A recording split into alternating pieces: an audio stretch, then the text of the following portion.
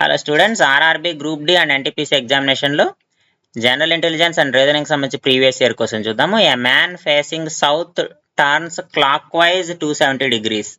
Clock wise అంటే గడియారం ఏ దిశలో అయితే తిరుగుతుందో, అంటే గడియారం ముళ్ళు ఏ దిశలో అయితే తిరుగుతుందో ఆ దిశలో మనకి క్లాక్ వైజ్ డైరెక్షన్ అమ్మ. అంటే గడియారం ముళ్ళు ఇలా తిరుగుతుంది కదా, so clockwise direction 270 degrees. So clockwise ఉంది కాబట్టి దాన్ని +270 అనుకుందాం.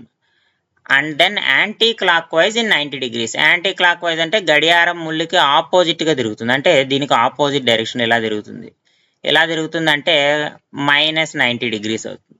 So now he is now facing in dash direction అన్నాడు. సో +270 -90 ఎంత అవుతుంది?